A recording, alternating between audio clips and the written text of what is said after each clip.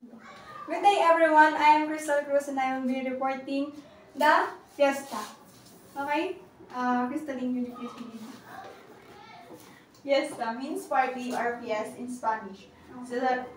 So fiesta means party in Spanish. And fiesta also from the Latin word fiesta, which means holidays or festival. Okay, the next one is celebrated annually to give thanks to good harvest or to honor the patron saint. So fiesta is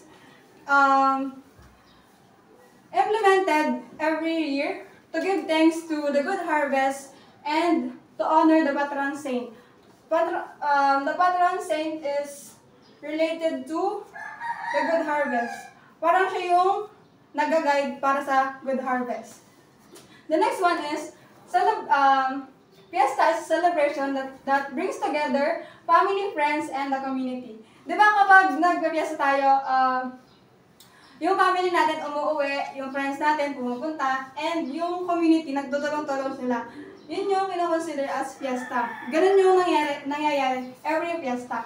So, we have two types of festival.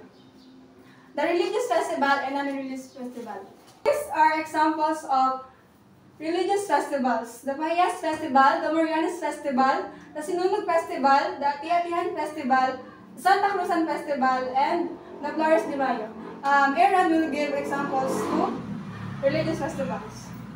For example po, in our barangay, there are festival which we praise or we celebrate the feast of San Roque. San Roque is found in our barangay, Barangay Quezon and Barangay Adya. And the date of the feast is August 16, every August 16 of the year. Yun lang. Okay, thank you so much. So, the examples of non-religious festival are Palagbenga Festival, the Mascara Festival, the Abaca Festival, Kadayawan Festival, and the Bangus Festival. So, thank you so much. Aaron will continue the discussion about the Rigodon de Honor. Good day, everyone. My name is Aaron Hernandez, and I will be discussing the Rigodon de Honor, which is, please read, Miss Cruz.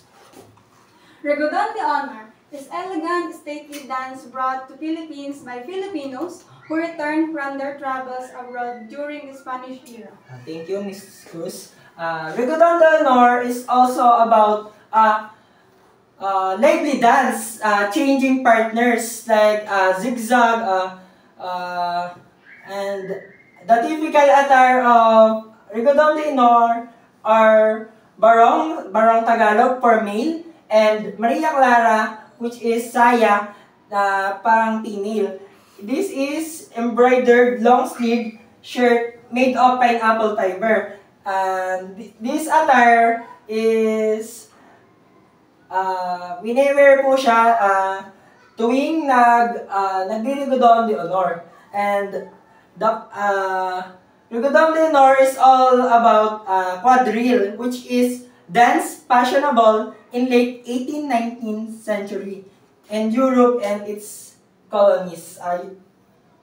And Rigodon is about katipunan and lively dance. Thank you.